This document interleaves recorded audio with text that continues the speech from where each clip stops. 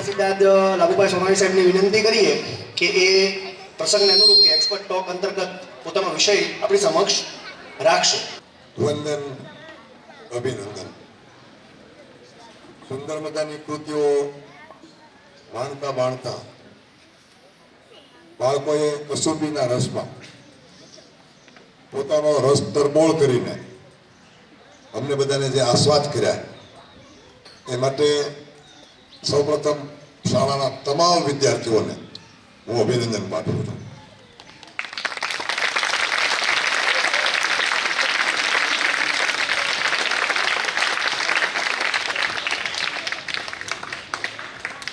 આ શાળાના આચાર્ય શ્રી જયેશભાઈ ભટ્ટ, શાળાના તમામ કર્મવીરો, આમંત્રિત મહાનુભાવો, ગ્રામજનો, સીઆરસીઓ, ડીઆરસી મિત્રો, શિક્ષણ જગતના તમામ શ્રેષ્ઠીઓ, જુદી જુદી કેન્દ્રવતી શાળાના આચાર્યશ્રીઓ, પેટા શાળાના આચાર્યશ્રીઓ, હાઈસ્કૂલમાંથી પધારેલા શિક્ષકો અને બાળકો, આ સંસ્થાના વાલા વિદ્યાર્થીઓ, આજે મારે વાત કરવી છે અંતરના ધરુખે ચાલતા હિંડોળા પરનો સંવાદ. તમે બધા હિંડોળો શબ્દ તો સાંભળ્યો હશે અને હિંડોળા પર બેઠા પણ હતો. અને એમાંય હિંડોળો ચાલતો હોય અને અંતરમાં વિચારોનો સંવાદ ચાલતો હોય તો આપણે ત્યાં કહેવત છે કે સોનામાં સુગંધ ભળે. આ સોનામાં મેં જે સુગંધ અનુભવી છે એ સુગંધનો થોડો વાયરો મારે અહીંયા પ્રસરાવવો છે. સામાન્ય રીતે અંતરના હિંડોળે 1967માં 15મી માર્ચના દિવસે મને બેસવાની ઈશ્વરે તક આપી. એટલે હું ઈશ્વરનો ખૂબ આભાર માનું કે મને આ સરસ મજાના સુંદર હિંડોળા પર બેસવા માટે યોગ્ય ગણ્યો. 15મી માર્ચે મારો જન્મ થયો અને જ્યારે કોઈ પણ બાળકનો જન્મ થાય ને ત્યારે એના ભીતરમાં વિચારોનો હોમળો શરૂ થાય અને ભીતરનું જગત બહુ મોટું છે, વિશાળ છે. તમે બાળકો નાના છો ત્યારે મોટા થશો ને ત્યારે ભીતર ને અંતર ને બધું સમજશો તમે. પણ જે બાળકો સમજતા છે, મોટા છે, હાઈસ્કૂલના છે, જે અહીંયા શિક્ષણ જગતના શ્રેષ્ઠીઓ બેઠા છે, એ બધાને ધ્યાનમાં રાખીને પણ થોડી વાત કરી રહ્યો છું. સમગ્ર પૃથ્વી પરનું જે વિશ્વ છે એનાથી પણ વિશાળ જો કોઈ વસ્તુ હોય તો એ તમારું ભીતરનું જગત છે. હું ને તમે મોટા મોટા યાત્રાધામના પ્રવાસના આયોજનો કરતા હોઈએ છીએ. ખૂબ સરસ મજાનું આયોજન કરીએ, ફરવા પણ જઈએ, સરસ મજાનું પ્લાનિંગ કરીએ, પણ ક્યારે ભીતરમાં યાત્રા કરવાનો આપણો વિચાર પૂર્યો હોય એવું મને લાગતું નથી. આ જગતની શરૂઆત થઈ ત્યારથી લઈને અત્યાર સુધીના સમયમાં ભીતરમાં યાત્રા કરવાનો શ્રેષ્ઠ સમયકાળ કોઈ જો આવ્યો હોય તો COVID-19 કાળ હતો. એ વખતે મેં આગળ જે તમને કીધા બધા સ્થળો પર જવાનું શક્ય નહોતું. લોકડાઉન પણ હતા. એના કરતા મોટી વસ્તુ ભય હતો. જ્યારે જ્યારે આપણને કોઈ વસ્તુ ભય લાગે ને ત્યારે આપણું બધું જ કામ અટકી જતું હોય છે. તો એ ભયના કારણે આપણે ભયના પથ્થર નીચે આપણે બધું બહારનું પ્લાનિંગ સ્થગિત કરીને ભીતરની યાત્રાએ નીકળેલા અને હું પણ એમાંનો એક મુસાફર બન્યો. ભીતરની યાત્રામાં માત્ર રખડપટ્ટી કરવાના બદલે અંતરના ધરુખે બાળકો થોડી થોડી અંદર અંદર કંઈક વાતો થાય છે, જેને મજા ન આવતી બહાર થઈ શકે, પણ વાતો નહીં કરીએ આપણે. તો ભીતરની યાત્રા કરતા કરતા મને એમ થયું કે માત્ર વિચારોને વંટોળની જેમ ઘુમાવાના બદલે શાંત ચિત્તે એક હિંડોળા પર બેસીને અંતરમાં સરસ મજાનો ઝરૂખો છે મારા અંતરની અંદર. તમે જે બંગલાઓ જોવો છો ને બધા બધા બધા મંજિલો બાંધેલા મોટા ફ્લેટ, એનાથી પણ વિશાળ એક મજા આવી જાય એવો ઝરૂખો મારા અંતરમાં છે. ને એમાં પછી હિંડોળાની ખાટ બાંધી છે. એના પર બેસીને મેં કેટલુંક જિંદગીના રહસ્યોને સમજવાનો પ્રયાસ કર્યો. આ રહસ્યો ક્યાંક મને અઘરા લાગ્યા, ક્યાંક સરળ લાગ્યા, પણ એમાં એક બહુ સરસ વાત મને સ્પર્શી ગઈ. એ છે હિંડોળો. હિંડોળો હાલે પણ અંતર ન કાપે. આગળ જાય પાછો આવે, આગળ જાય પાછો આવે. હિચકો એમ જ હાલે ને, એ અંતર ન કાપે. આપણે અહીંથી ગાડી આધાર જવું હોય પરવડીથી, તો હિંડોળા બેસી જવાય? કારણ કે એ અંતર કાપી શકતો નથી. તો મારા ભીતરમાં પણ એક હિંડોળો સરસ લાગતો હતો. એ હિંડોળો અંતર કાપતો એવું મને લાગ્યો નહીં, એટલે મેં થોડું વધારે સંશોધન કર્યું. અંતરમાં હિંડોળો ચાલે છે પણ એ અંતર નથી કાપી શકતો, એટલે કુદરતના જે અભેદિત રહસ્યો છે એના સુધી નહીં પહોંચાય. કુદરતે શા માટે સૃષ્ટિ બનાવી? આ સૃષ્ટિનું સર્જન કરવા પાછળનો હેતુ શું? આ બધું સમજવું હતું મારે. કોવિડ કાળમાં એકલો પડી ગયેલો, આમ પણ અત્યારે એકલો જ છું, પણ એ જયારે એકલો મળ્યો ને ત્યારે એટલા માટે શાંતિથી વિચારી શકાતું હતું, કારણ કે આજુબાજુમાં કોઈ ઘોંઘાટ કરવા નહોતો. બધાને એમ થતું હતું કે કદાચ કોવિડનો ચેપ લાગે ને આપણે શ્રીધામમાં જવું પડે, એટલે બધા માણસથી માણસ ભાગતો હતો. એ સમય હતો. પત્ની પતિ પાસે ન જાય, પતિ એના બાળકો પાસે ન જાય, ભાઈ બહેનને ન મળે. આ બધું આપણી સામેથી પસાર થઈ ગયું. અને એ સમયે મેં ઘણું બધું અનુભવ્યું. એટલા માટે મને આ વિષય પર વાત કરવાનું મને કે આ એવી વાત છે કે જેમાં તમે ચિંતન કરો તો ઘણા બધા જવાબ મળશે. હિંડોળાનું એક બહુ સરસ મજાનું ભજન કોઈ કવિએ લખ્યું છે.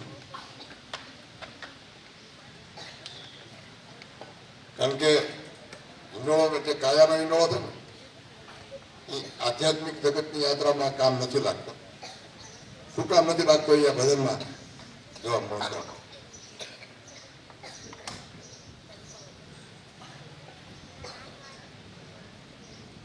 હારે કાયાનો હિંડોળો રચ્યો, હારે કાયાનો હિંડોળો રચ્યો, ડગમગ ઝોલા ખાઈ રે માયલા, તેથી તાલો બાઈ રે, જેતીને તાલશો તો પાર લંગી જાશો, જેતીને તાલશો તો પાર લંગી જાશો, ભવસાગરની માય રે માયલા, જેતી ચાલો બાઈ રે.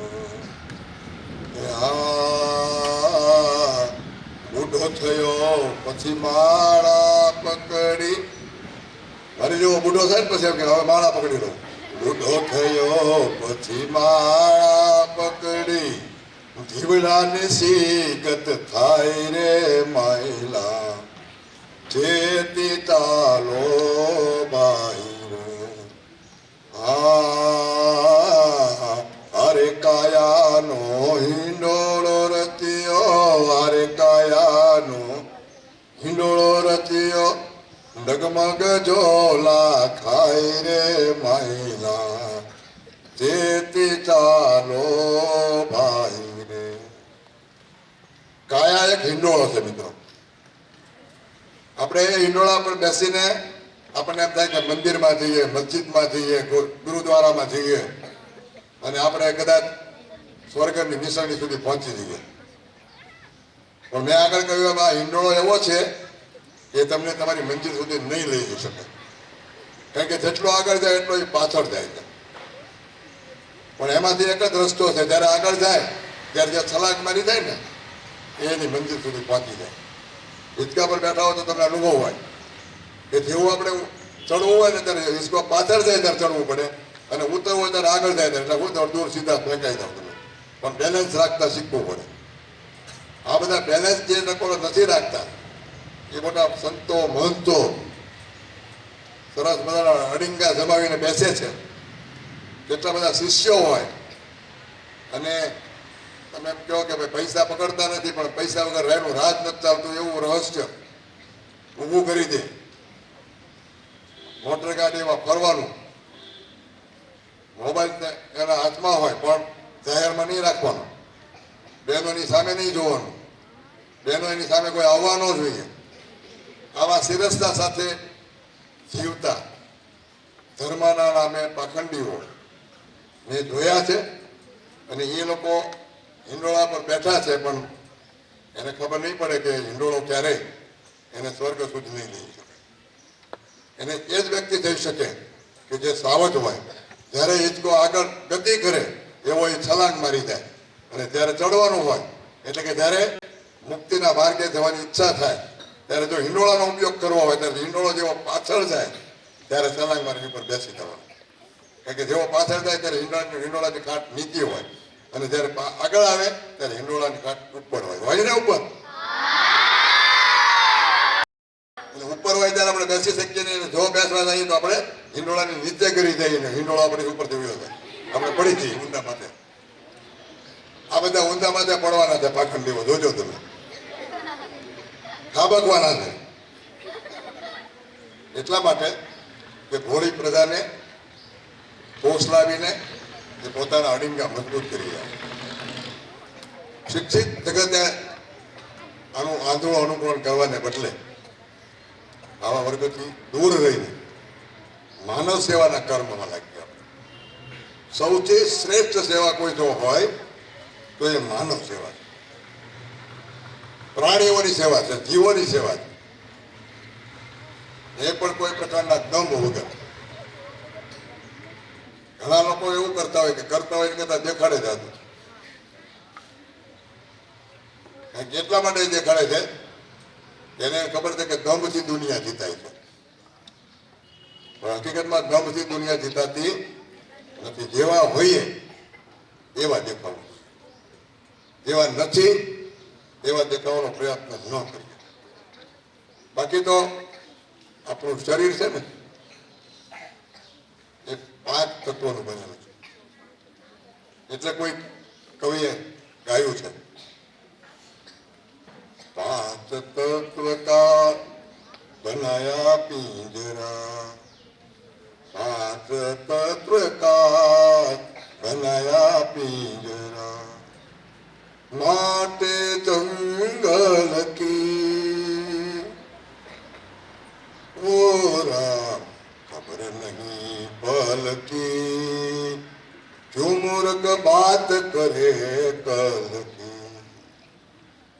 આપણને એક પળની ખબર નથી આવતી ક્ષણે શું થવાનું છે, પણ આપણે હંમેશા 100 વર્ષ કે 1000 વર્ષ પછી જ કરતા હોઈએ.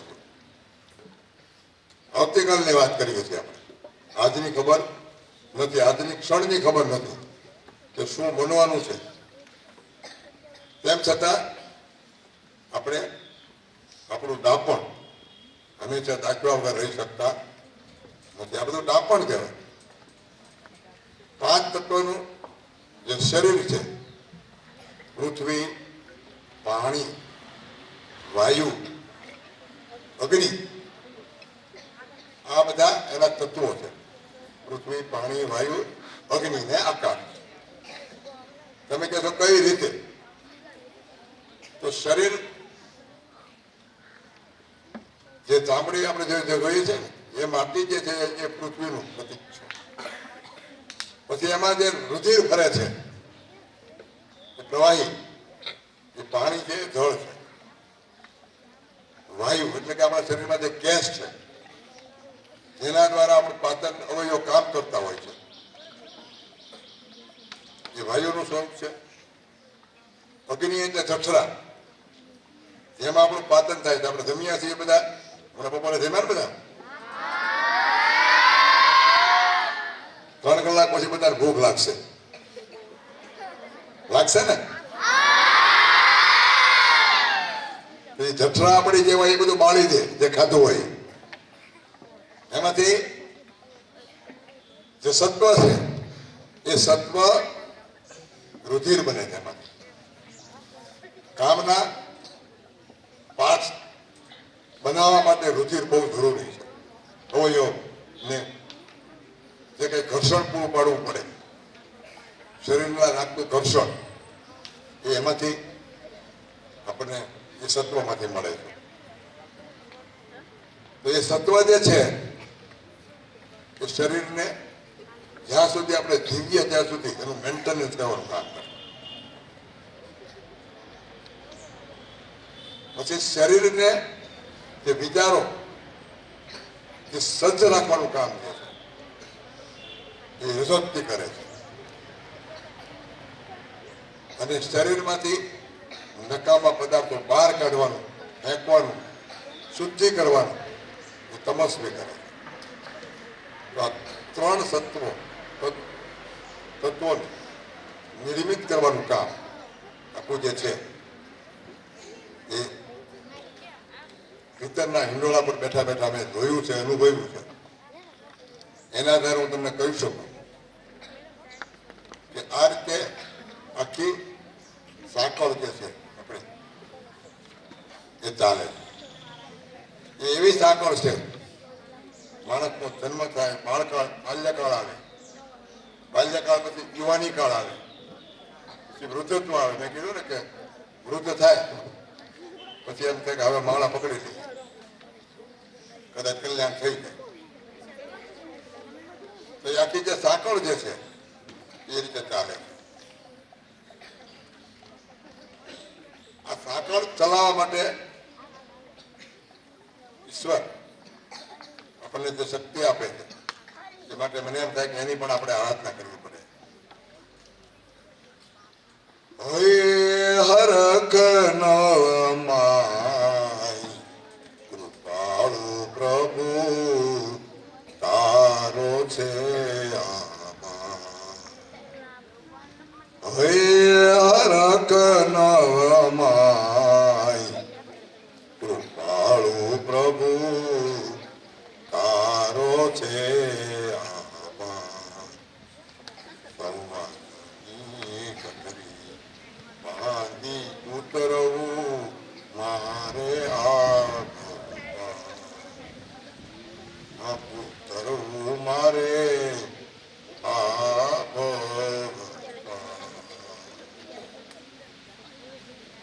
સંવાદ ચાલે ભીતરની ભગોળે, સંવાદ ચાલે ભીતરની ભગોળે, દિવ્ય દેતો છે દરબાર. કૃપાળુ પ્રભુ તારો છે સુખનું સરનામું મેં ક્યાં માગ્યું તું, સુખનું સરનામું મેં ક્યાં માગ્યું તું, સુખનું સરનામું મેં ક્યાં માગ્યું તું, પણ પંથ ગણો વિશાળ કૃપાળુ પ્રભુ તારો છે મતદારે મોટી લૂંટ કરીને મતદારે મોટી લૂંટ કરીને મને બનાવ્યો કંગાળ કૃપાળુ પ્રભુ તારો છે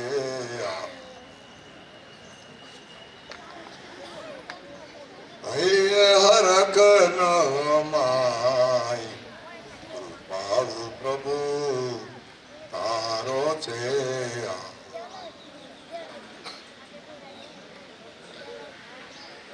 મારા અહીંયા હડપ સમાતો નથી. ઈશ્વરનો આભાર માનતા મને શબ્દો મળતા નથી. સંવાદની ગઠરી બાંધી આખો ભોપાર જે છે એ ઉતરવા માંગુ છું. એટલા માટે ઈશ્વરનો આભાર માનું છું. સંવાદ ચાલે છે ભીતરની ભાગોળે. ભાગોળે એટલે ગામનું પાદર હોય ને ભાગોળ કહેવાય. સંવાદ ચાલે છે ભીતરની ભાગોળે. દિવ્ય દીધો છે દરબાર. મારો દરબાર ખૂબ વિશાળ છે. એમાં કેટલા બધા પરિચિત લોકો છે કે હું એનાથી ગદગદ થયો. અને આજે મને આનંદ એટલા માટે છે કે મારા જે પરિવારમાં તમે બધા જોડાણા અને મારો જે દરબાર હતો એ વધારે વિસ્તૃત થયો. એમાં બેઠેલા તમામ વિદ્યાર્થીઓ, શિક્ષક મિત્રો, આમંત્રિતો આ બધા મારા દરબારના સદસ્યો છે. સુખનું સરનામું મેં ક્યાં માંગ્યું? ઈશ્વરને મારું સ્પષ્ટ કહેવાનું છે કે સુખનું સરનામું મેં તમારી પાસે માંગ્યું જ નહોતું. વળી મારી યાત્રાનો પંથ અર્થાત માર્ગ ઘણો વિશાળ છે. એમ છતાં જે મને દોરવણી આપનાર હતી, જે મારી આંગળી પકડીને મને સંસાર રૂપે આ માર્ગમાં આગળ લઈ જતી હતી, એવી મારી જીવન સાથી જિલ્લાને એમણે ચૂંટવી દીધી. મારે કોઈ સુખ નહોતું જોતું, મારે કોઈ સંપત્તિ નહોતી જોતી, મારે એના સાથની જરૂર હતી, એના સ્નેહની જરૂર હતી, એની લાગણીની જરૂર. એક કોવિડ કાળમાં 2019 કોવિડ કાળ જે આપણે ત્યાં આવ્યો, એમાં એમને કોરોના લાગુ પડ્યો ને માત્ર 9 દિવસની અંદર મારી પાસે તેનો સાથ ચૂકવી દેવો પડ્યો. એટલા માટે હું ઈશ્વરને કહું છું કે મજેદારે મોટી લૂંટ ચલાવી. ખૂબ કિંમતી સંપત્તિ માર્ગની વચ્ચે આપણે અડધે રસ્તે પહોંચ્યા હોઈએ, મંજિલની અડધી મંજિલ કપાઈ ગઈ હોય, કારણ કે મારા 57 વર્ષ થયા છે. આપણે જેટલા વર્ષનું આયુષ ગણીએ 50% વધારે મંજિલ કપાઈ ગઈ હતી. એવા સમયે સાથ અને સહકારની જરૂર હતી. એ સમયે મારો સાથ ચૂંટવી લેવામાં આવ્યો. એટલે હું ઈશ્વરને ચેલેન્જ સાથે કહું છું કે મજદારે મોટી લૂંટ ચલાવીને મને બંનેનો કામ. હું તમારી સામે ઉભો રહેવા માટે સક્ષમ નથી, પણ આભાર મારે ધીરજભાઈનો માનવો પડે કે મારી જેવા વ્યક્તિને લાયક ગણીને આમંત્રિત કર્યો અને તમારી સામે મારા વિચારો મૂકવાની મને તક આપી. મિત્રો, મારે વાત તો ઘણી બધી કરવાની, પણ થોડીક ન ગમે એવી વાતો છે મારે પહેલા એટલા માટે મૂકવી પડી કે ત્યાંથી મારી ખરેખર જીવન યાત્રાનો આરંભ થાય. મેં આગળ તમને કહી દીધું 15મી માર્ચે એક ભાડાના મકાનમાં મારા પિતાશ્રી રહેતા હતા. બ્રાહ્મણનું મકાન હતું. એમાં જન્મ થયો અને જન્મ જયારે થયો મારો ત્યારે હું સામાન્ય તમારી જેવો માણસ અને પરિવારમાં રૂપાળો પણ હતો. અત્યારે તો ખરબચડો ઉંમરના કારણે થોડોક લાંબુ કિલો નીકળ્યા હતા એટલે મારા ચહેરામાં થોડા ખાડા દેખાય, ત્યારે એ વખતે આમ રમાડવું ગમે એવું બાળક, રૂપાળું બાળક, સરસ મજાની આંખો ચકચકતી, વર્ષની ઉંમર થઈ અને એ વખતે જીવલેણ તાવ આવ્યો. દરમિયાન આંખોમાં દુખાવો શરૂ થયો. ત્યારે આ 1970 ની આજુબાજુની વાત છે, એટલે એટલું વિજ્ઞાન પણ વિકસ્યું નહોતું, એટલે સુવિધાઓ પણ નહોતી. તો તમે જે બધું બાળકો જોવો છો એ બહુ ઝડપથી 2000 પછી વિકસેલું આપણું ભારત છે. એ પહેલા તો આપણે બહુ કપરી પરિસ્થિતિમાંથી પસાર થઈ ગયા હતા. એટલે મારો જન્મ જ્યારે થયો ત્યારે ભાવનગરમાં એક સરટી હોસ્પિટલ જ હતું. પ્રાઇવેટ હોસ્પિટલો સારી કોઈ હતી નહીં. અને એ વખતે એવો જીવલેણ તાવ હતો કે કોઈએ સલાહ આપી કે એને હોસ્પિટલમાં લઈ જાઓ, નકર આ છોકરો મરી જશે. જેમ તેમ પોળ વાળીને સાયકલને હેન્ડલે લગાડીને મને સરટી હોસ્પિટલમાં લઈ જવામાં આવ્યો. ડોક્ટરોએ જોઈને કીધું કે આ બાળક 24 કલાકથી વધારે નહીં જીવે. મિત્રો, આંખોની તો કોઈ વાત જ નથી સારવાર. શું કહેવામાં આવે છે કે 24 કલાકથી વધારે જીવશે નહીં. આ બાળક એટલે કોણ? આ બાળક એટલે કોણ તમારી સામે બોલે છે? અત્યારે એ બાળક નથી, એટલે તમને ન ઓળખી તમે, પણ ત્યારે એ બાળક હતું. એ બાળક એટલે કોણ? લાભુભાઈ સોના. એને એમ કીધું કે 24 કલાકથી વધારે નહીં જીવે. આ બાળકને તો તમારે દુઃખી ન કરવું હોય, હેરાન ન થવા દેવું હોય, તો આને પોઈઝન ઇન્જેક્શન આપી દઈએ એટલે વહેલું છૂટી જાય. મારા મમ્મી પપ્પા આ સાંભળીને દુઃખી થયા. એને કીધું કે ભલે જે થવું હોય થાય, પણ અમને રજા આપી દો, અમે અમારા ઘરે લઈ જઈશું. હોસ્પિટલથી ફરી વખત સાયકલના હેન્ડલને ખોળમાં બાળકને નાખવામાં આવ્યું અને સાયકલ ચલાવતા ચલાવતા ઘોઘા સર્કલ સુધી પહોંચ્યા હશે. ત્યાં કેળાવાળો ફેરવ્યો, સરસ મજાની બૂમો પાડે, કેળા લ્યો, કોઈ કેળા લ્યો, કોઈ કેળા લ્યો. 3.5 વર્ષનું બાળક કંઈક ખાવાનું નામ આવે, અત્યારે 70-80 વર્ષ વાળાનું મન લલચાઈ જાય છે, તો 3.5 વર્ષના બાળકનું તો મન લલચાય સ્વાભાવિક છે. મેં કીધું કે મારે કેળું ખાવું. એટલે પપ્પાને અને મમ્મીને એમ થયું કે ભાઈ હવે આ તો કઈ રહેવાનો નથી, જે માગે આપો. અને આપણે ત્યાં આપણી સંસ્કૃતિ કહે છે કે જે જવાનું હોય ને જે માગે આપવું શક્ય હોય. પછી આપણે એમ કે સ્વર્ગની પરી આપો તો એ ન આપીએ છીએ આપણે, કારણ કે આપણે હાથમાં નથી. તો એ કેળું આપવાનું શરૂ કર્યું ને બાળકો મેં કેળા ખાવાની શરૂઆત કરી. એક દિવસના 12, બીજા દિવસે એક દિવસના 24, ત્રીજા દિવસે 36 સુધી આંકડો પહોંચ્યો. કેળા ખાવાનું શરૂ થયું અને શરીરની જે વીકનેસ હતી વહી ગઈ. આંખોનું દિવસ ગયું, પણ હું 24 કલાકની બદલે તમારી સામે હજી પણ ઉભો છું. આજે પણ ઉભો 24 કલાકની બદલે 57 વર્ષ. કેટલા વર્ષ વિતાવ્યા? પછી ઈશ્વરને એમ લાગ્યું કે એક પરીક્ષાથી આનું કઈ થશે નહીં. તમારી જેમ પરીક્ષા આવે, સત્રાંત પરીક્ષા આવે, પછી વાર્ષિક પરીક્ષા આવે. એટલે આ લોકો ભણાયું હોય એનો વિશ્વાસ ન હોય એટલે આપણે પરીક્ષા લીધા જ કરે. શિક્ષકોને વિશ્વાસ નથી આપણી ઉપર. આપણે યાદ રાખ્યું છે કે કેમ? કારણ કે આપણે તો બધા બહુ હોજાથી રાખીએ જ ત્યાં રાખો ને બધા. હવે શિક્ષકોને કોણ સમજાવે પરીક્ષા ન લો તો હું વાંધો એમ, પણ એ પરીક્ષા લીધા જ કરે. એમ ભગવાનને કોણ સમજાવે કે એક વખત દુઃખી કર્યા પછી માણસની પરીક્ષા હવે બીજી વાર કામ લેવી? મિત્રો, 2013માં ફરી વખત મારી પરીક્ષા ગોઠવણી. એ વાર્ષિક પરીક્ષા હતી, બધી સત્રાંત હતી. વાર્ષિક પરીક્ષા બહુ અઘરી હતી. 100 માર્કનું પેપર હોય ને, હવે આમ લોકો 20 માર્કમાંથી આપે તો કોઈ 80 નું લેતા હશે. તમારે કેટલાનું લે? મારે તારું 100 માર્કનું પેપર હતું. બોલો, એ આગળનું કાંઈ નહીં, આગળના એકેય માર્ક નહીં મળે. તમે 100 માર્કની પરીક્ષા આપવાની. મેનેન્જાઇટિસ નામનો રોગ થયો. અચાનક ખૂબ તાવ.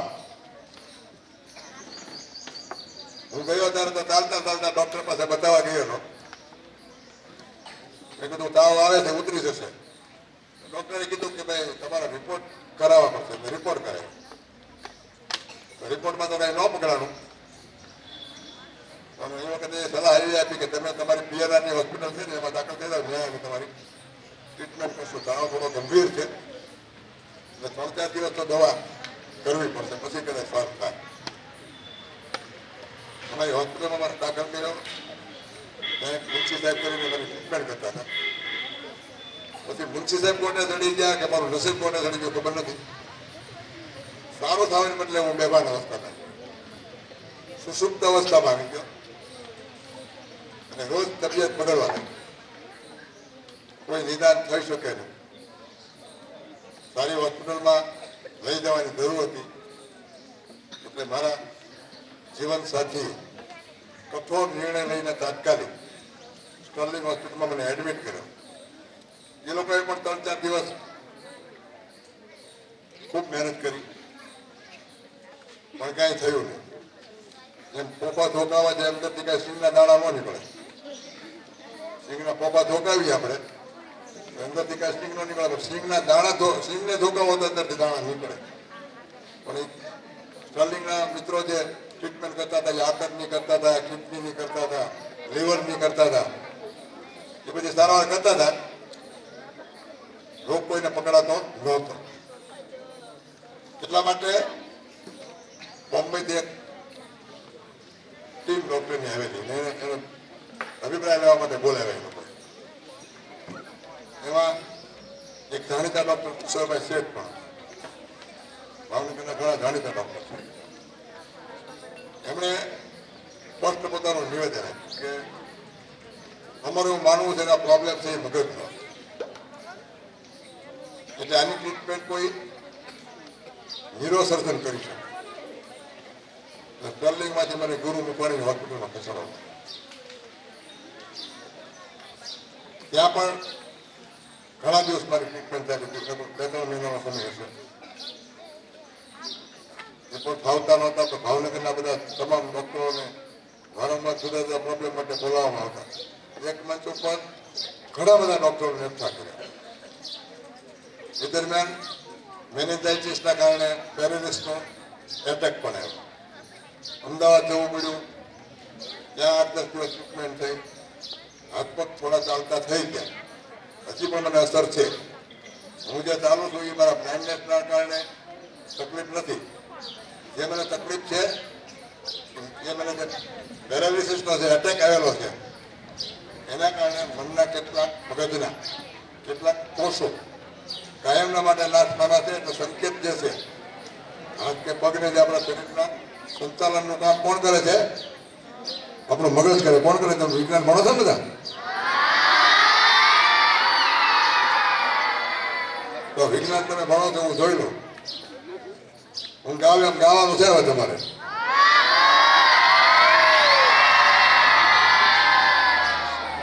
પરવળી ગામમાં આખી લીટી ગાવા દીધો. પરવળી ગામમાં વિદ્યાના ધામમાં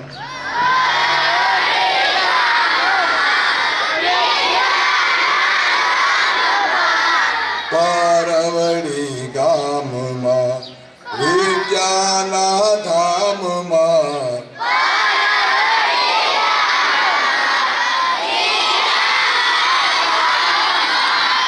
સોહામણી શાળા દેખાય, શાળા મારી લાગે રૂપાળી.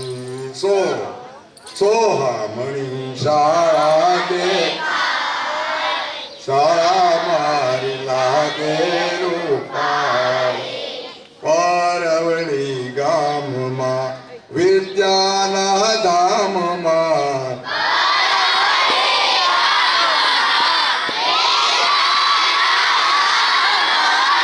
પરવળી ગામમાં ને વિદ્યાના ધામમાં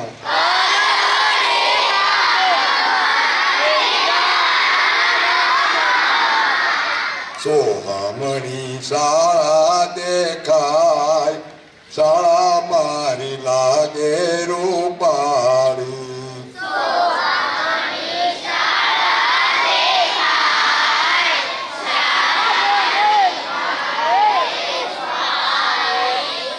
વિજ્ઞાન વિષય મને ભણવો ગમે છે.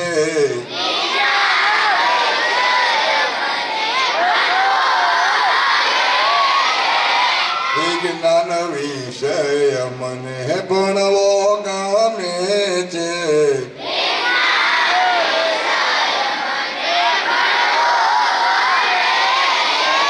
ગણિતમાં પડે ખૂબ ગમત, શાળા મારી લાગે રૂપાળી. ગણિતમાં પડે ખૂબ ગમત, શાળા મારી લાગે રૂપાળી.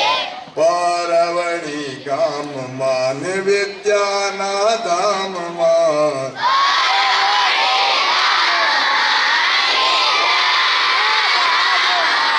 પરવડી ગામમાં ને વિદ્યાના ધામમાં.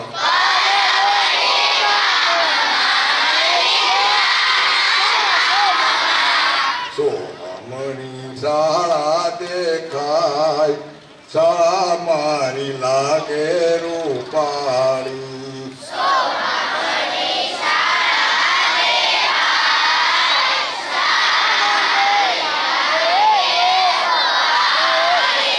ગુજરાતી વિષય મને ભણવો ગમે છે.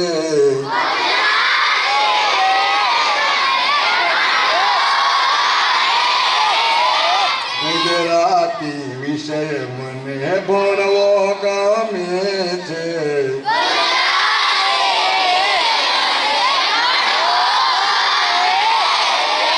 કવિતા ગાવું આજ, શાળા મારી લાગે રૂપાળી. કવિતા ગાવું આજ,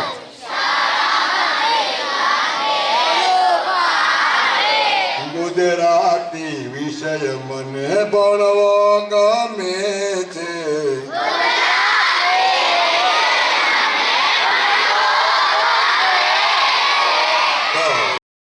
ગાવું આજ, શાળા મારી લાગે રૂપાળી.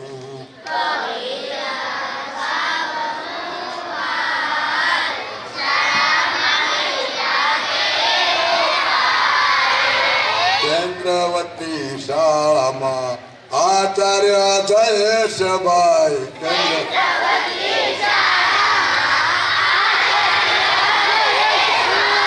ચંદ્રવતી શાળામાં આચાર્ય જયેશભાઈ.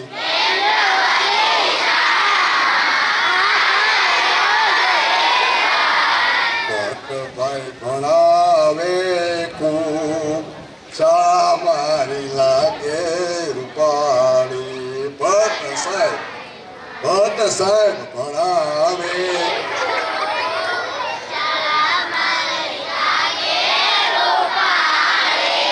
કેન્દ્રવતી શાળામાં આચાર્ય જયેશભાઈ.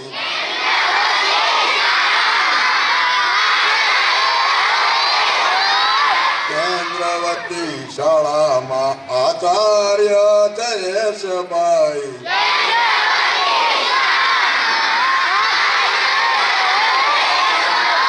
ભટ્ટ સાહેબ ભણાવે છે ખૂબ, શાળા મારી લાગે રૂપાળી.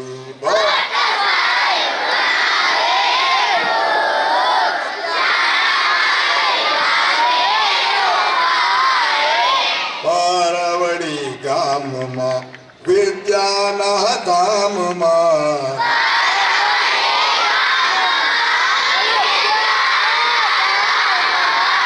પરવડી ગામમાં ને વિદ્યાના ધામમાં.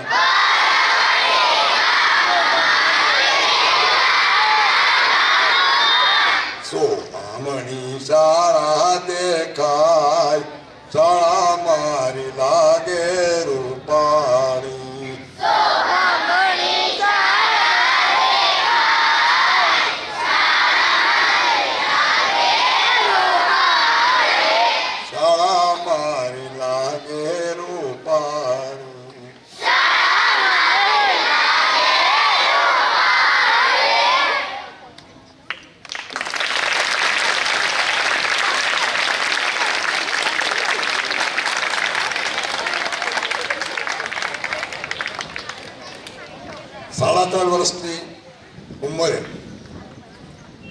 જેમણે આંખો ગુમાવી એનાથી એમની મુશ્કેલીઓ પૂરી નહોતી થતી.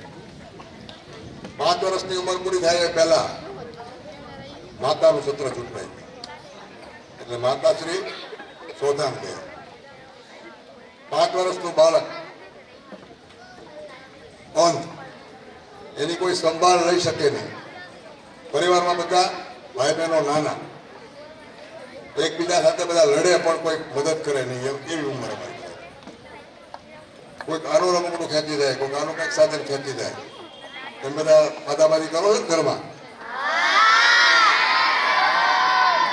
તો જે બાળકને દેખાતું ન હોય એનું કોઈ ખેંચી નથી, કઈ રીતે પાછું મેળવે? એને ખબર પડે કોણ લઈ જોઈએ?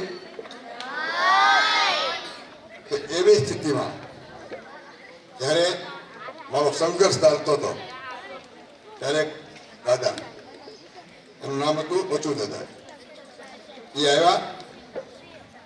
એ દોરડા વણવાનો વ્યવસાય કરતા હતા. મારા ઘરે આવીને દોરડા વણે ને મારું ધ્યાન રાખ્યું. લગભગ 5 વર્ષથી શરૂ કરીને 8 વર્ષની ઉંમર સુધી એ દાદાએ મારી ખૂબ સેવા કરી. હવે તમે એમ કહો કે નરસિંહ મહેતાની દીકરી કુંવરબા, એનું મામેરું જ્યારે કરવાનું હતું ત્યારે ભગવાન કૃષ્ણ આવ્યા અને એનું મામેરું કર્યું હતું ને? બધે સાંભળ્યું છે? નથી સાંભળ્યું? કુંવરબાનું મામેરું પિક્ચર જોયું છે કે નથી જોયું? પિક્ચર જોજો, બહુ મજા આવે એવું પિક્ચર છે. નરસિંહ મહેતાનું નામ સાંભળ્યું છે? વૈષ્ણુજન તો તેને રે કહીએ જે પીડ પરાયે જાણે રે. વૈષ્ણુજન તો આજે ભજન જે છે કોણે લખ્યું છે? નરસિંહ મહેતા. કોણે લખ્યું છે? તો એ નરસિંહ મહેતાના દરેક કોડ પૂરવા માટે ભગવાન કૃષ્ણએ કોઈને કોઈ રૂપમાં આવીને એમનું કામ કર્યું. તો એવી જ વાત આમાં લાગુ પડે છે. વસુદાદાના હૃદયમાં બેસીને આવ્યા અને સાર સંભાળ લઈને જે કપરો સમય હતો બાલ્યકાળ એ પૂરો કરાવ્યો. અને એના કારણે તમારી સામે છે હું બેઠો છું, ઊભો છું, સક્ષમ છું. એનું એક જ કારણ છે કે આવા એક વ્યક્તિ આવ્યા. બાળકો થાકી ગયા છો પણ તમે સાંભળવા જેવી વાત છે. જ્યારે જ્યારે કોઈની જરૂર પડી છે ત્યારે ઈશ્વર કોઈને કોઈ રૂપમાં એના હૃદયમાં બેસીને આવ્યો છે મારી પાસે. એટલે બધી જ વસ્તુ જે છે ને એ ઈશ્વર દ્વારા થાય છે, ઈશ્વરની ઈચ્છાથી થાય છે. ક્યારેય કોઈ વ્યક્તિ કરી શકતો નથી. આપણે દાવો કરીએ છીએ કે મારા રીતે થયું. આપણે ત્યાં હું કરું સકટનો ભાર કોણ તાણે? શ્વાન તાણે. એ કહેવત છે. ગાડું એની રીતે ચાલતું હોય પણ એની રીતે તો કૂતરું ચાલે ને, તો કૂતરાને એમ લાગે કે હું ગાડું ચલાવું છું. કૂતરાને શું લાગે બાળકો? ગાડું હું ચલાવું. ગાડું હકીકતમાં કોણ ચલાવતું હોય છે? બળદની શક્તિથી આવે છે. કોની શક્તિથી ચાલે છે ગાડું? કૂતરાની શક્તિથી ગાડું હાલે છે કે બળદની?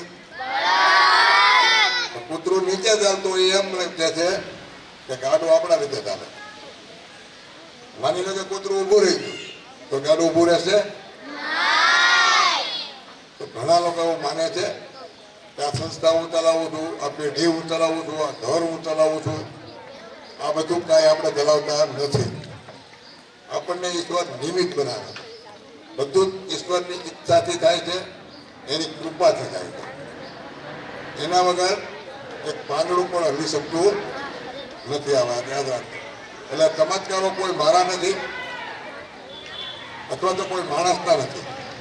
ચમત્કારો બધા ઈશ્વરના છે અને ઈશ્વરની કૃપાથી આ સૃષ્ટિ જે ચાલે છે એ એમની શક્તિના કારણે ચાલે. આ શક્તિ આપણે બધાને ઓળખવાની છે. અને એ શક્તિ ક્યાંથી આપણે ઓળખી શકીએ? આપણે હંમેશા આપણા ભીતરમાં થતા શીખવું પડે, આપણા અંતરમાં.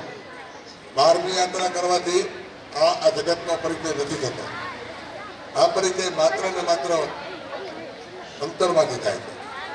આપણે ભણીએ છીએ ને બધા, તો એટલા માટે કે આપણે આપણા વિચારો કરી શકીએ, આપણા વિચારોને વાગોળી શકીએ, સમજી શકીએ, બીજાના વિચારોને આગળ વધારી શકીએ, એમાંથી સારું લઈ શકીએ. એટલા માટે આ બધું થતું હોય તમારું. હવે મારે તમને વાત કરવી છે કે અહીંયા તમે સંગીતનો કાર્યક્રમ સાંભળ્યો અને એમાં એક છોકરો ખૂબ સરસ ગાય અને જયેશભાઈ તો સંગીત વગરનું ગાશે, પણ સંગીત સાથે લઈ તાલમાં ખૂબ સરસ ગાયું. પ્રિન્સ ક્યાં છે? તો પ્રિન્સને બોલો મંચ ઉપર. પ્રિન્સ અહીંયા આવવાનું છે ત્યારે ફટાફટ દોડતા દોડતા આવી જાય. પ્રિન્સ તારે ફરી વખત આવી એક લીટી ગાવાની છે. હું તને મારા માઇક આપું છું, પછી વાત કરું. कौशल्या दशरथ के नंदन राम ललाट पे शोभित चंदन रघुपति की जय बोले लक्ष्मण राम सिया का अभिनंदन अंजलि पुत्र पड़े चरण में राम सिया जपते तन मन में मंगल भवन अमंगल हारी द्रवः सुदशरथ अजर बिहारी राम सिया राम जय जय राम राम सिया राम जय जय राम मेरे तन मन धड़कन में सिया राम राम है मन मंदिर के दर्पण में सिया राम है तू ही सिया का राम राधा का तू ही श्याम जन्मों जन्म का ही ये साथ है मीरा का तू भजन भजते हरि पवन तुलसी में भी लिखी ये बात है मंगल भवन अमंगल हारी द्रवः सुदशरथ अजर बिहारी राम सिया राम जय जय राम राम सिया राम जय जय राम राम सिया राम जय जय राम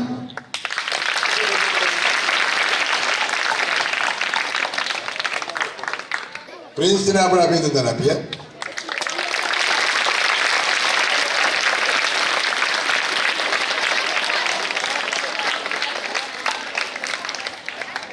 પ્રિન્સના 13 વર્ષ કીધા એમણે, તો એનાથી અડધી ઉંમર લગભગ છે. મારે એક આવા કાર્યક્રમમાં જવાનું થયું સિંહોરમાં. તમારી જેવી શાળા નહોતી, અમારો રિસોર્સ સેન્ટર હતું. એ બધા બીઆરસી અને સીઆરસી મિત્રો પણ ભેગા થયેલા હતા સિંહોરમાં. એમાં અહીંયા જયેશભાઈ આજે સરસ બધાને બોલાવ્યા. એવી રીતે સરસ કાર્યક્રમ હતો અને બધા બાળકોમાં પડેલી શક્તિઓને બહાર લાવવા માટે એક ટેલેન્ટ ગોઠવેલી હતી. એ ટેલેન્ટમાં એક પછી એક બાળક રજૂ થતા હતા.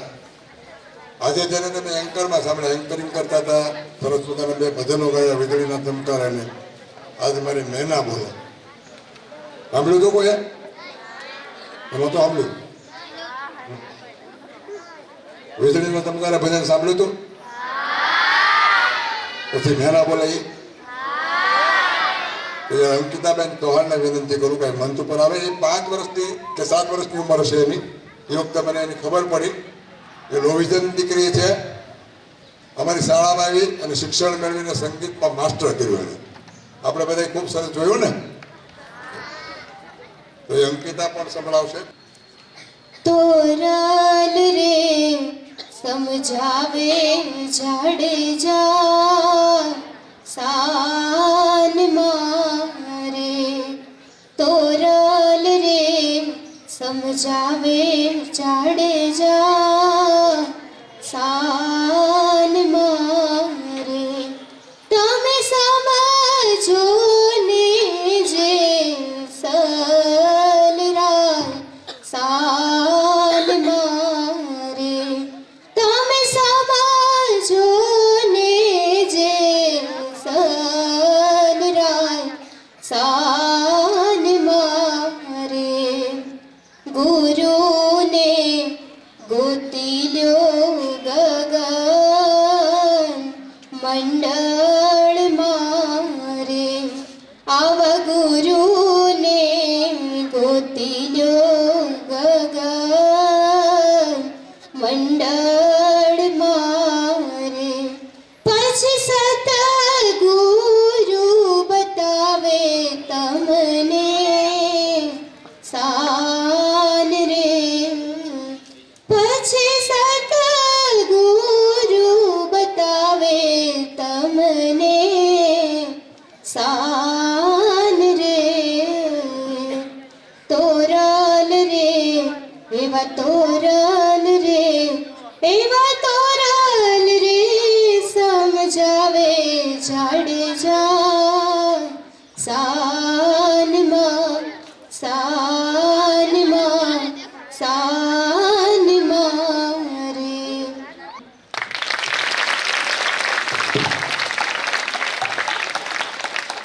ખૂબ ખૂબ અભિનંદન. હવે કોઈ પણ મૂલ્યવાન વસ્તુ જ્યારે યોગ્ય વ્યક્તિના હાથમાં આવે ને ત્યારે એને વધારે મૂલ્ય વધારે છે. પણ કોઈ વસ્તુ ખૂબ મૂલ્યવાન હોય પણ જેને જ્ઞાન નથી એવા વ્યક્તિ પાસે આવી જાય તો એ મૂલ્ય વગરનું થઈ જાય. આપણે અંકિતાબેનને સાંભળ્યા છે. મેં તમને કહ્યું એમ એક રિસર્ચ સેન્ટર પર એની મુલાકાત થયેલી અને મેં એને ગયા પછી હું 2-3 વર્ષ મોડા એ શાળામાં આવ્યા, કારણ કે હું પણ ફોલો નહોતો લઈ શક્યો. ઘણું બધું કામ હોવાના કારણે એ ભૂલી પણ ગયો હશે કદાચ. પણ જ્યારે અહીં આવ્યા પછી જે કામ જે થયું છે એના પર એ કામના સાચા હકદાર જે છે એને મારે આજે બોલાવવાના છે. એ છે ઋષિકેશભાઈ પંડ્યા. ઋષિકેશભાઈને કીર્તિભાઈ લાવો. ઋષિકેશભાઈ પંડ્યાએ અંકિતાબેનનું સિંચન કરીને માસ્ટર સુધી પહોંચાડીને આજે એમની સાથે શિક્ષક તરીકે કામ કરે છે. અને તાળીઓ થઈ જાય ઋષિભાઈ માટે.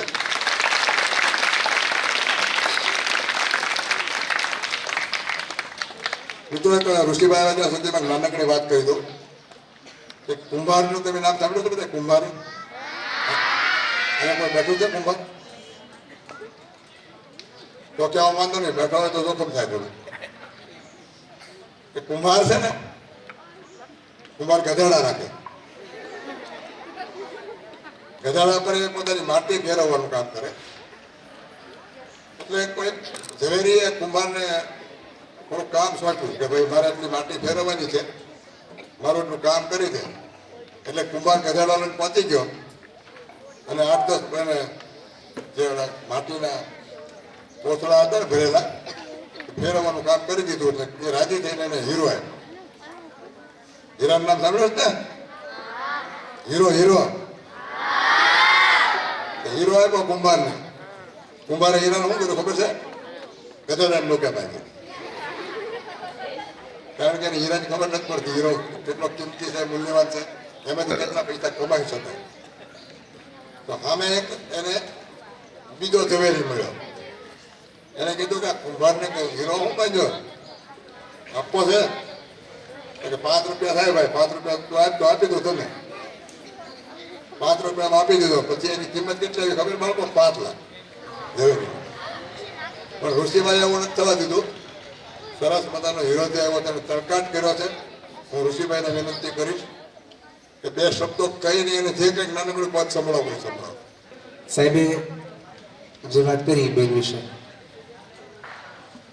તો એ બેન જ્યારે શાળામાં આવી ત્યારે 8મા ધોરણનો અભ્યાસ બેનનો હતો, ચાલુ અભ્યાસ હતો. પછી બેને વિશાળ સ્તુતિનો અભ્યાસ અમારી શાળામાં કરેલો અને પહેલેથી છે ને ગાવામાં ને રસ તો ખરો જ. પછી શાળાનો અભ્યાસ જ્યારે 12મા ધોરણ સુધીનો પૂરો થયો એટલે આમ તો સ્કૂલમાં અભ્યાસ આમ ગણો તો એનો 5 જ વર્ષનો છે. પછી ક્લાસમાં અમે લોકો બેસીએ એટલે મને પૂછ્યું તો મને કહે સાહેબ હવે આપણે કઈ લાઈન લઈ શકાય મ્યુઝિકમાં આગળ જવું હોય તો મેં કીધું તો મ્યુઝિક કોલેજ કરાય અને રસ છે તો બીજી કોલેજ તું કરીશ કે શામળદાસના ઘોડિયારમાં તું દાખલ થઈશ તો વસ્તુ સારી છે પણ તારો રસ્તો વિશે સંગીત છે તો પછી મ્યુઝિકમાં જવાય. મને પૂછતા તો ઘણા કે હું ઘણાને કહેતો કે મ્યુઝિક કોલેજ કરાય પણ આ બેને માં ફેર એટલો આ બેને કીધું એ પ્રમાણે કર્યું ફેર એટલો પૂછતા તો ઘણા પણ પછી એ પણ કંઈ કરતા નહીં અને અલગ લઈ લેતા. હું તો સંગીતમાં રસ હોય એ લોકોને જ કહેતો. પછી સંગીતમાં રસ હોય એ લોકોને કહીએ ને પછી લોકોને કંઈક જે લોકોની કંઈક સિચ્યુએશન હોય વોટ એવર પછી આ બેનને રસ પડ્યો ને પછી શામળ ભાવનગરની જે નચ ગાંધી મહિલા કોલેજ છે SNDT હસ્તક હતી હવે તો ભાવનગર યુનિવર્સિટી હસ્તક આવી ગઈ છે એમાં બેને TY સુધી અભ્યાસ કર્યો અને પછી માસ્ટર ડિગ્રી માટે અમદાવાદ એમણે અભ્યાસ કર્યો અને અત્યારે ગયા વર્ષે બેને MUs એનું કમ્પ્લીટ કર્યું છે પોસ્ટ ગ્રેજ્યુએશન સંગીત સાથે એને સરસ રીતે પૂરું કર્યું છે અને અમદાવાદમાં પણ એક ખૂબ બધી સારી પ્રવૃત્તિઓ પ્રોફેશનલ પ્રોગ્રામ્સ તે બધું પણ કરેલું છે અને ભાવનગરમાં પણ સારું કરે છે. અને એની વિશેષતા એ કઈ છે આ બેનની કે ફોકને લોકસંગીત ભજન એ પણ સારું કહે ને ગઝલ સુગમ સંગીત એ પણ સારું કહે. આ વસ્તુ બધા બહુ ઓછામાં લોકો હોય જ્યારે આ બેનમાં એક વસ્તુ એવી ખરી કે લોકગીત ભજનને એ પણ એટલું સારું કે તમે સાંભળ્યું છે આજે અને આજે પાનલીનું તો ભજન જે સુગમ ગીત સાંભળ્યું એ પણ એટલું સરસ ગયા એટલે આ બેનમાં બહુ આવી વસ્તુ ઓછામાં હોય કે આખી બે વસ્તુ કોન્ટ્રાસ્ટ છે છતાંય બેમાં સરસ એને બે વસ્તુમાં કવર કરે છે. આ વસ્તુ ગોડ ગિફ્ટ છે એમાં કોઈ વ્યક્તિનો દોષ નથી પણ આ બેનમાં ઈશ્વરે એને આપેલું છે કે બે વસ્તુ સરસ રીતે ગાઈ શકે છે. તો સાહેબ મને કહે છે સારી વાત છે સાહેબ પણ અંતે તો વિદ્યાર્થીની મહેનત હોય છે. શિક્ષક તો ગાઈડન્સ બધાને દેતો જ હોય છે બાકી તો જે એમાં આગળ વધે એને જ વસ્તુ પ્રાપ્ત થતી હોય છે. વરસાદ તો સાહેબ બધી જગ્યાએ સરખો જ થતો હોય પણ જે જગ્યાએ જે ભૂમિ ઉપજા હોય છે ત્યાં જ પાક ઉગી નીકળતો હોય છે બાકી વરસાદ કંઈ ભેદભાવ કરતો નથી સર. Thank you.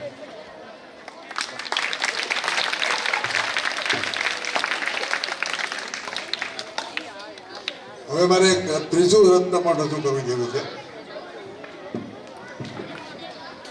ત્રીજું રત્ન એટલે જુદા જુદા વાદ્યો પર કમાન્ડ ધરાવનાર. એને તમે બેન્ચો આપો, ઓર્ગન આપો, હાર્મોનિયમ આપો, તબલા આપો, બધા વાદ્યો ઉપર પોતાનું પ્રભુત્વ છે એવા એક અમારો શિક્ષક અને અમારો વિદ્યાર્થી સંજય જાદવ. સંજય જાદવને કીર્તિભાઈ સંજય જાદવ એમને તમે કંઈ પણ આપો ખૂબ સરસ રીતે વગાડી શકે છે. 8 વર્ષથી વાદ્ય શિક્ષક તરીકે અમારી શાળામાં જોડાયા છે અને એમના નેતૃત્વ નીચે ઘણા બધા વિદ્યાર્થીઓ તૈયાર થઈ રહ્યા છે. અહીંયા જ્યારે પ્રિન્સ ગાતો હતો ત્યારે પ્રિન્સ સાથે અમારા બાળકો સંગત કરી શક્યા તાત્કાલિક, કારણ કે માર્ગદર્શન આ 3 શિક્ષકોનું એ અમારા વિદ્યાર્થીઓને મળે છે. તો હું સંજયને પણ 2 શબ્દો કહેવા માટે મંચ પર બોલાવું છું. અમારા માર્ગદર્શક બધાયના સોનાણી સાહેબ, તેમની આ કૃપાથી સંગીત ક્ષેત્રે આવા સરસ વાદ્યો ધીમે ધીમે વગાડું છું અને એમાં જો બીજી કોઈ કૃપા હોય તો અમારા સંગીત શિક્ષક આગળ ઋષિકેશ સાહેબ, તેમને ખૂબ અમારી પાછળ બધા પાછળ ખૂબ મહેનત કરી છે ત્યારે અમે અહીંયા સુધી પહોંચ્યા છીએ.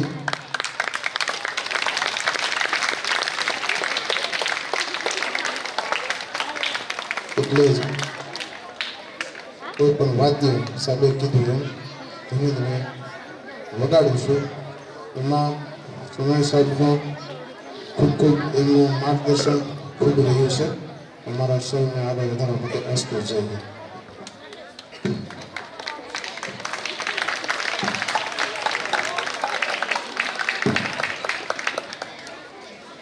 બાળકો, હું જાણું છું કે તમે થાકી ગયા છો, પણ મારું કામ તમને થકવાડવાનું છે. આમ તો વક્તા અને નેતાને માયક અપાય નહીં.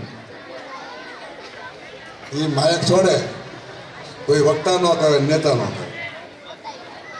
માયક મળે કે મુકાય નહીં, ના પડો ના, મારે મૂકવું નથી ને એટલે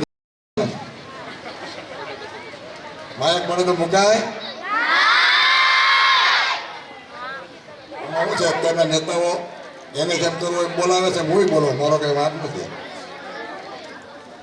અત્યારના નેતાઓને ગાદી પર બેસવું હોય એટલે એ જે કેમ આપણને નચાવે છે ને એમ હું તે થોડોક તો એનું અનુકરણ કરી લઉં ને.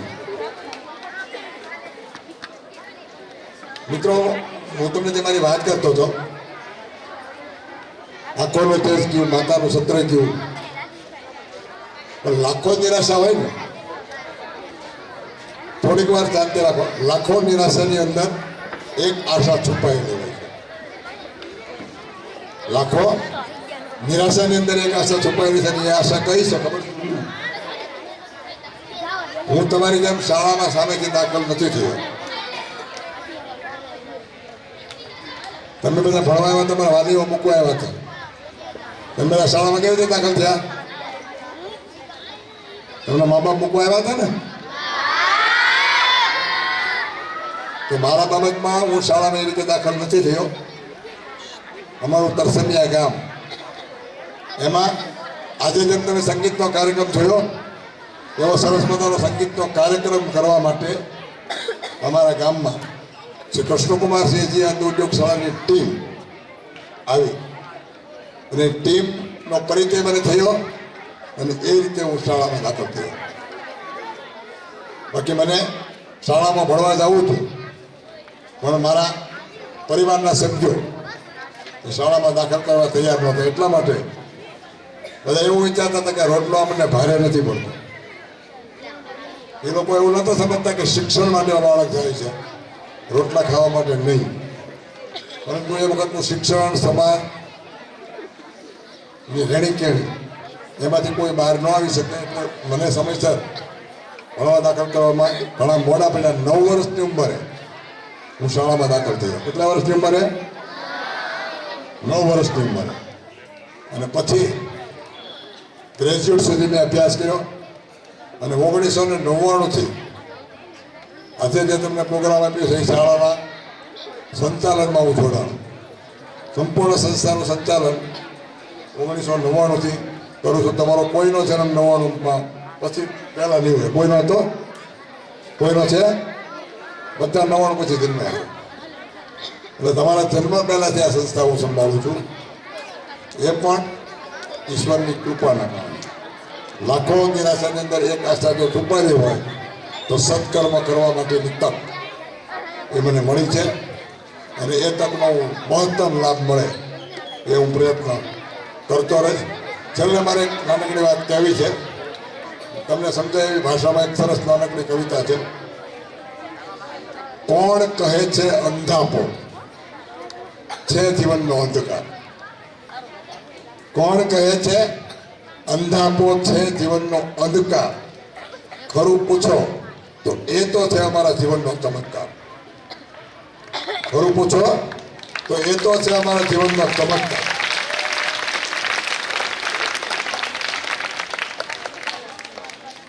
मुसीबत को जाके पूछो कि उन्हें क्या मुसीबत. मुश्किल ने जन पूछવાની વાત છે. मुसीबत को जाके पूछो कि उन्हें क्या मुसीबत है. मुसीबत को जाके पूछो कि उन्हें क्या मुसीबत है. हमें तो मुसीबत में भी मौज है, वो ये हकीकत. हमने तो समस्याओं वच्चे પણ મજા આવે, મુશ્કેલીઓની વચ્ચે પણ મજા આવે. મને એક ભાઈએ બહુ સરસ મજાનો પ્રશ્ન પૂછ્યો કે સાહેબ તમારો જિંદગીનો આનંદનો દિવસ કયો? જિંદગીનો આનંદનો દિવસ કયો? તમારી જેવા કાર્યક્રમમાં જ હું ગયો હતો, પણ મારી સામે બધા શિક્ષક મિત્રો બેઠા હતા. લગભગ 300થી વધારે શિક્ષક તાલીમાર્થી મિત્રો હતા. અને કોઈ શિક્ષકે તમારી જેમ થાક્યા હતા એટલે મને બંધ કરવા માટે પ્રશ્ન પૂછ્યો હતો. આમ તો હું બંધ કરવો હોય ત્યારે કંઈક તીખળ કરવી પડે, ઘોંઘાટ કરવો પડે, એવું કંઈક કરવું પડે. એટલે મને પ્રશ્ન પૂછ્યો, ભાઈ કે તમારો આનંદનો દિવસ કયો છે? મેં કીધું કે જે દિવસે મેં મારી આંખો ગુમાવી એ મારી જિંદગીનો આનંદનો દિવસ.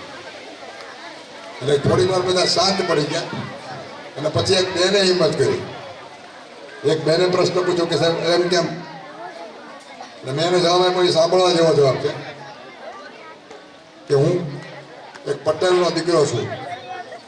એટલે પટેલ શું કરે? ખેતી કરે. બરાબર? પટેલ ખેતી કરે ને? પટેલના છોકરા છે કોઈ કે નથી? ગામ તો પાટીદારનું છે, એટલે કદાચ સુરતમાં હોય તો કદાચ ન હોય.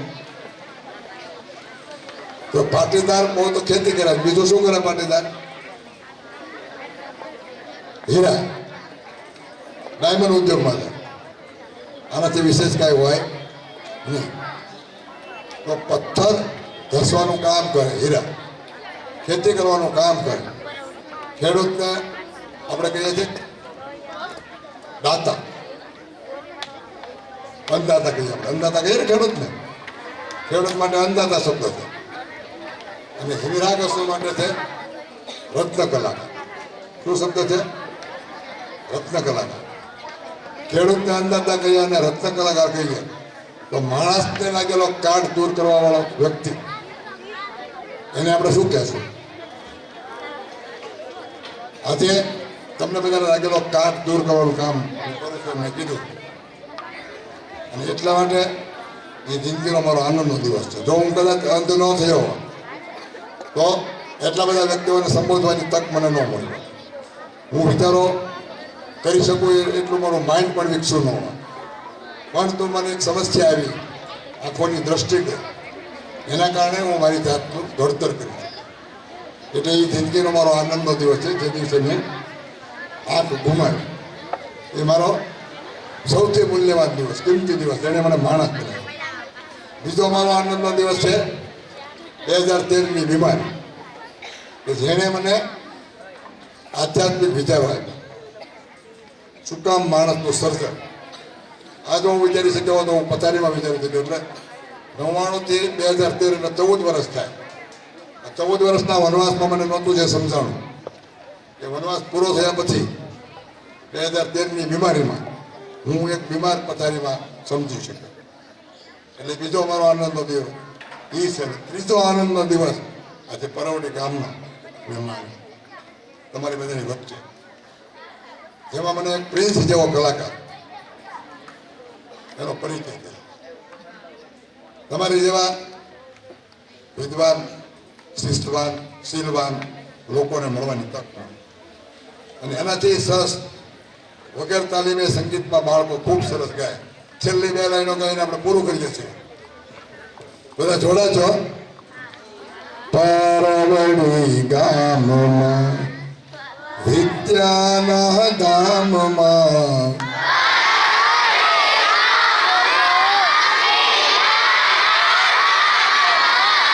પરવડી ગામમાં ને વિદ્યાના ધામમાં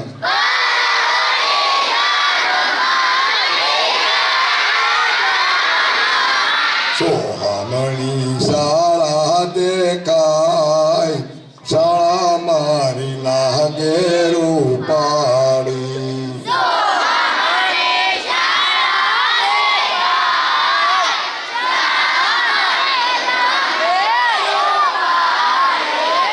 ગારિયાધર ગામની મૂલ્યવાન શાળાએ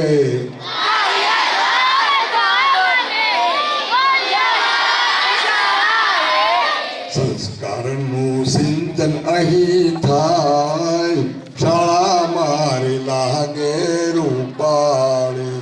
સંસ્કારનું સિંચન અહીં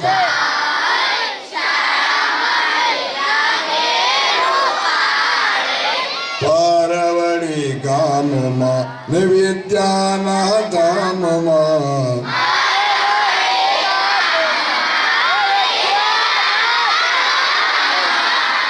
સોહામણી શાળા દેખાય શાળા મારી લાગે રૂપાણી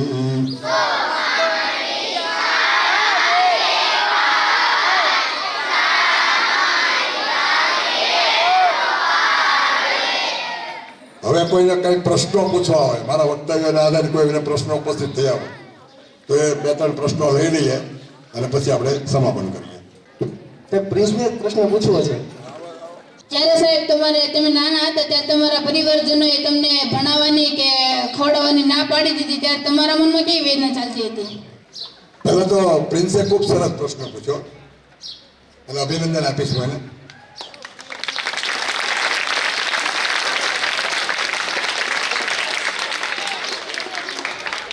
મારા પરિવારના સભ્યોએ જ્યારે શાળામાં દાખલ કરવા માટે આનાકાની કરીને વિલંબ કર્યો ત્યારે મારા મનમાં એક જ વિચાર હતો કે કોઈ પણ રીતે મારે શાળામાં ભણવા જાઉં. અને હું શાળામાં ભણવા ગયો. પહેલા 3 દિવસ તો બધું બરાબર ચાલ્યું. ચોથા દિવસે સવારમાં વહેલી સવારે 6 વાગે બેલ પડે ઉઠવાનું. અને ઉઠવાનો બેલ પડે એટલે બધા નીચેની લોબીમાં આવીને પ્રાર્થના કરવાની. પ્રાર્થનાથી જાગીને જાગવા કૃષ્ણ જોવા. એ બધા પ્રાર્થના બ્રશ કર્યા વગર શરૂ કરે. જાગીને જાગવા કૃષ્ણ ગોવાળે એ ખેંચી કરે છે જેમ રાસ્તી ચડતા હોય જલ્દી પૂરું કરીને મને જવું હોય. તો એ ચોથા દિવસે હું પણ એ પ્રાર્થનામાં જોડાયેલો પણ પૂરો જાગૃત અવસ્થામાં નહોતો થઈ શકતો. એટલે અડધી પ્રાર્થના થઈ ત્યાં હું ધબાકન પડ્યો અને પછી બધા લોકોએ મને ઉડ્યા કે કોક ખાદ્યો મૂકજો. અમુક એમ કીધું કે આંધળો પડ્યો.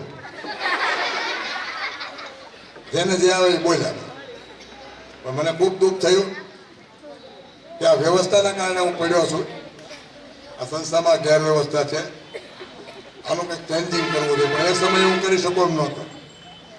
3-4 વર્ષ શાળામાં ભણ્યા પછી હું શાળાનો GS વિદ્યાર્થીમાં ચૂંટાણો અને મેં બધા વિદ્યાર્થીઓને ભેગા કર્યા અને ભેગા કરીને મેં કીધું કે આ પ્રાર્થના સવારે 6 વાગે જે ઉઠવાની બેલ પડે આપણે કરીએ છીએ એના બદલે આપણે 7 વાગે બીજો બેલ પડે બધા નાહી ધોઈને પ્રાર્થના કરીએ, સંગીત રૂમમાં બેસીને પ્રાર્થના કરીએ, વાદ્યો સાથે કરીએ તો એ વધારે સારું લાગે. બધા વિદ્યાર્થીઓએ મારો વિચાર સ્વીકાર્યો અને ત્યારથી એ પ્રથા શરૂ છે. આજે પણ એ ચાલે છે. મા બાપ અટકાવ્યા પછી ગયેલો બાળક આટલો આગળ વધી રહ્યો છે એનું મને ગૌરવ છે.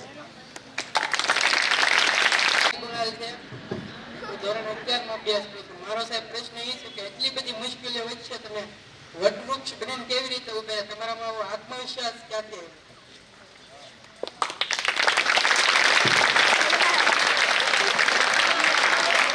મને એમ લાગે છે કે આ છોકરો પરવડી ગામનું ગૌરવ બનશે. પહેલા એના માટે તાળી થઈ જાય.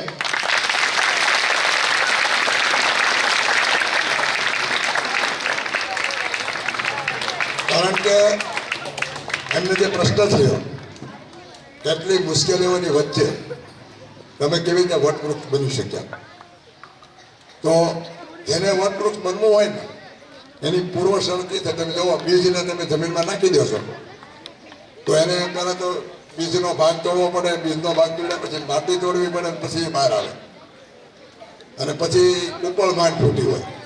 પછી કુપળ કોઈ ખાઈ ન જાય, કોઈ તોડી ન નાખે, એની પર કંઈ પડે નહીં, એ પણ ઈશ્વરની કૃપા હોય ત્યારે એ વટવૃક્ષ બની શકે.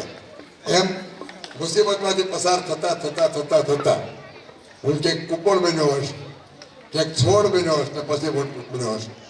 આ બધું જે થયું છે એ ચમત્કાર ઈશ્વરનો છે, મારું કાંઈ નથી. આત્મવિશ્વાસ તો એટલા માટે છે કે 5 તત્વો કા બનાયા પિંજરા, માટી જંગલ હતી. મારું કાંઈ છે જ નહીં. માટી જંગલની છે ને 5 તત્વો ઈશ્વરના છે. પણ આ પિંજરું જે છે એને નિભાવવાનું કામ મેં કર્યું છે. અને એટલા માટે મેં કર્યું છે કે ઈશ્વરે આપણને સંસારમાં મોકલ્યા છે તો એ એના નિજાનંદ માટે મોકલ્યા છે. એ પોતાના નિજાનંદ માટે મોકલ્યા છે. જે વ્યક્તિ સૌથી વધારે ઈશ્વરને ખુશ કરી શકે, એવી રીતે જે બાળકને રમકડું ગમે છે ને એ જ બાળક રમકડું ખરીદતો હોય છે. જે આકર્ષક રમકડું લાગે એ જ રમકડું બાળક સુધી પહોંચી શકે છે. બાકીના રમકડા તૂટી જાય છે, ફૂટી જાય છે, ખોવાઈ જાય છે. તો હું એવું મૂલ્યવાન રમકડું બનીને ઈશ્વરના હાથમાં રમવા માંગુ છું કે જેમાં સંઘર્ષ ને કોઈ સ્થાન જ ન હોય. અને હું એટલા માટે હું કહું છું કે જિંદગીના સંઘર્ષનો સરવાળો ગણિતના અંકોમાં નથી હોતો. મેં એટલા સંઘર્ષ કર્યો એનું ગણવાનું ન હોય કે જિંદગીના સંઘર્ષનો સરવાળો ગણિતના અંકોમાં નથી હોતો. નિશ્ચિત મંજિલ પર પહોંચવાનો કોઈ પરવાનો નથી હોતો.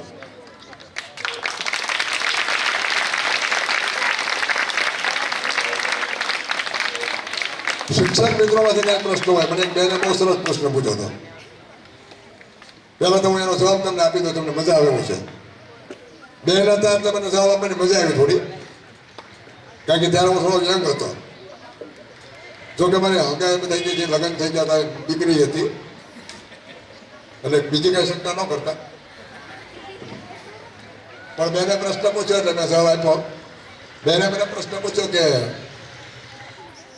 સાહેબ લગ્ન થવા એટલે શું?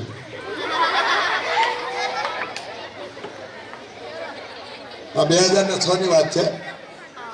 મેં કીધું બેન પ્રશ્ન બહુ સારો છે અને ગમે એવો છે, પણ મારા થઈ ગયા છે. પણ મેં જવાબ આપું કે લગ્ન થવા એટલે તમે હોટલમાં જમવા જાવ છો? તો કે હા જાઉં છું. તો હોટલમાં મેં કીધું અલગ અલગ વાનગીઓ બનતી હોય, અને આપણે કોઈ નક્કી કરીએ કે ભાઈ સોલેપુરી આવવા દે, અને બાજુમાં આવીને કોઈ પંજાબી મગાવે ને આપણે જરાક લીધું હોત તો કેમ થાય? પછી કોઈ બાજુમાં ગુજરાતી મગાવે અને એમાં ભજીયાની સુગંધ આવે તો આપણે ભજીયા ચાખ્યા હોત તો કેમ થાય? બસ આ જે હળક રળક થાય એ લગ્ન. તમને બાળકો નહીં સમજાય પણ શિક્ષકો સમજાઈ જાય, કારણ કે એ બધા આમાંથી પસાર થયા હોય. એક વાર તો બધાને એમ થાય કે આ લગ્ન જરાક ખોટી જગ્યાએ થઈ જાય. કોઈક મારી જેવા સ્વીકારે, કોઈક ન સ્વીકારે, કોઈક ભીતરમાં બધું દાંભી રાખે. પણ આ વસ્તુ જે છે એ લગ્ન નથી. લગ્ન તો ખરેખર એ છે કે સાથે મળીને ઈશ્વરે જે કંઈ મંજિલ આપણને કાપવાનો મોકો આપ્યો છે એ કોઈ પણ પ્રકારની આશા, અપેક્ષા અને હાલત ડોલત થયા વગર પોતાના માર્ગ ઉપર આગળ વધવું એ ખરેખર લગ્ન છે. પંજાબી ખાધું હોત તો સારું હતું, ગુજરાતી ખાધું હોત તો સારું હતું, બંગાળી ખાધું હોત તો સારું હતું, બરાબર ને? એ બધું બરાબર નથી. સાઉથ ઇન્ડિયન ખાધું હોત તો સારું હતું, ઢોસા, ઇડલી બધું આવ્યા કરે. આ બધું જ્યારે તક મળે ત્યારે ખવાય, બીજા જન્મમાં પછી વારો આવે. જે ચૂકી જાય ચૂકી ગયા, બસ પછી એ બસની પાછળ દોડાય ને નવી બસ ગોતાય. નગર આપણે મોંઘરિયા પડીએ બસની પાછળ દોડીએ, કારણ કે બસ જેટલું આપણે દોડી ન શકીએ. દોડી શકીએ? માનો કે આપણે બસમાં બેસવા જતા હોઈએ અને બસ ઉપડી જાય તો આપણે પાછળ દોડાય? એટલે એની પાછળ ન દોડાય. એક વસ્તુ પસંદ થઈ જાય પછી એમાં જ રહેવાય, એમાંથી બહાર નીકળવાનો પ્રયત્ન કરાય નહીં. બસ આ લગ્ન. કોઈનો પ્રશ્ન હોય તો બોલો. નમસ્કાર સર, હાયર સેકન્ડરીમાંથી રાજેશ ગોગરસિયા. આપની સંસ્થાની મેં ઘણી વાર મુલાકાત લીધી. ત્યાં સંગીતના કાર્યક્રમોમાં પણ આવતો. સાહેબ આજથી 6 થી 7 વર્ષ પહેલા શાંતિ નિકેતનની મુલાકાત લીધી, ત્યારે મને એક પ્રશ્ન મનમાં સતત ઉદ્ભવતો હતો. ત્યાં તો અનાથ બાળકો હતા, તમારી પાસે દિવ્યાંગ બાળકો હતા. અનાથ બાળકો હતા એમાં ક્યાંક સફળતા મળે, ક્યારેક નિષ્ફળતા મળે, એનું પાલન પોષણ કરવા. તમારી પાસે જે બાળકો આવી રહ્યા છે એમાં સફળતાય મળી હશે, નિષ્ફળતાય મળી હશે, પણ સફળતાનો આનંદ તો હોય જ છે, પણ નિષ્ફળતા મળે ત્યારે તમને શું થાય છે? મારે એ ઘણી વાર મને મનમાં પ્રશ્ન ઉદ્ભવ્યો. ક્યારેક ક્યારેક આવી સંસ્થાઓની મુલાકાત લેવા જાઉં, કારણ કે તમે સાંભળ્યું હશે કે બ્રહ્માનંદ વિદ્યા મંદિર ચાપરડાની અંદર અંધશાળા છે, ત્યાં હું દર વખતે જાઉં. ત્યાં હું શિક્ષક 5 વર્ષ સુધી રહ્યો અને ત્યાં બાળકો પાસે મુલાકાતે જતો, અનાથ આશ્રમમાં મુલાકાતે જતો. પણ સફળતા તો મળે ત્યારે આપણે આનંદની લાગણી હોય, પણ નિષ્ફળતા મળે ત્યારે તમે કેવો અનુભવ કરો છો એ વિનંતી કરું તમને કહેજો. સાહેબનો પ્રશ્ન જે છે ને, સાહેબનો પ્રશ્ન બહુ ચિંતન માંગે એવો છે આમ તો, પણ છતાંય હું તમને એનો જવાબ તો આપીશ. બાળક સફળ થાય ત્યારે તમારી ખુશીનો કોઈ પાર ન હોય, એ તો સાહેબે કહી દીધું, એટલે મારે એમાં કંઈ બહુ આગળ વધવું નથી. પણ જ્યારે કોઈ બાળક નિષ્ફળ જાય અથવા તો અમારા પ્રયત્નો સફળ થતા ન હોય એવું લાગે અમને, ત્યારે એનામાં બીજી એવી કઈ શક્તિ પડી છે કે જેના દ્વારા સમાજમાં એ એક ઉપયોગી વ્યક્તિ છે એ અમે પુરવાર કરી શકીએ. ઘણીવાર અમને એની વિશેષતાઓ મળી પણ જાય, પણ સમાજ જે છે કાં તો એને સ્વીકારવા તૈયાર નથી, કાં તો એનું યોગ્ય મૂલ્યાંકન જે થાય છે એમાં એનો બંધબેસતો જે સ્વીકાર થવો જોઈએ એની તૈયારી નથી હોતી. ત્યારે મનમાં એમ જ થાય છે, માનવમાં પ્રભુ બુદ્ધિ મુકનારા, માનવ માં પ્રભુ બુદ્ધિ મુકનારા, દૂર કરો અવગુણ મારા. અવગુણ એ છે કે બીજાનો સ્વીકાર કરવો જ નથી આપણે. આઈ એમ સમથિંગ. દિવ્યાંગ વ્યક્તિમાં નબળાઈઓ છે એના કરતા વધારે સખ્તાઈઓ માણસના મનની અંદર. કોઈ સ્વીકારવા તૈયાર નથી, પ્રશંસા કરવા તૈયાર છે, પણ જ્યારે એને યોગ્ય તક આપવાની વાત આવે ત્યારે આપણે હંમેશા ઉણા ઉતરીએ છીએ. અને આવો જ્યારે જ્યારે થાય છે ત્યારે હું જે લાગણી અનુભવું છું એ માત્ર ઈશ્વરને શેર કરું છું. મહેનત શેર કરીને હું એમ કહેતો હોઉં છું કે તું માનવમાં બુદ્ધિ તને મૂકી, પણ કેટલાક દુર્ગુણો જે આપ્યા છે એ દૂર. આ દુર્ગુણો તો દૂર થશે તો આપોઆપ નિષ્ફળ દિવ્યાંગ પણ સફળ થશે. એની મને પૂરી ચિંતા.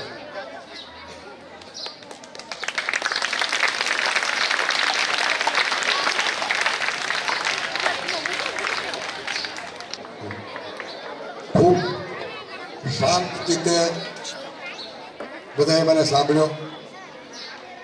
આટલી સરસ મોટી સંખ્યામાં વિદ્યાર્થી ભાઈ બહેનો ઉપસ્થિત રહ્યા. હાઈસ્કૂલમાંથી પણ સાહેબે ખૂબ સરસ મજાનો પ્રશ્ન મૂકીને મને એટલા માટે ખુશી આપી છે કે સમાજનો એક અંગ, એક અભિન્ન અંગ કહી શકાય એવો વર્ગ વિકલાંગ વ્યક્તિઓ માટે, દિવ્યાંગ વ્યક્તિઓ માટે કંઈક વિચારી રહ્યો છે કે એમની સફળતા, એમની સમૃદ્ધિ, એમના સર્વાંગી વિકાસ માટે જ્યારે જ્યારે આ લોકો નિષ્ફળ થતા હશે ત્યારે કેવી લાગણી અનુભવતા હશે એવો પ્રશ્ન જે થવો એ સમાજની તંદુરસ્તીનો પુરાવો છે. અને અહીંથી પ્રાપ્ત થયો એ માટે આ ગામ, આ ભૂમિ, આ તાલુકો એટલે કે પરવડી ગામ અને ગારિયાધાર તાલુકાને મારા સતત નમન છે, વંદન. મેં આજે મારા વક્તવ્યને વિરામ આપું છું.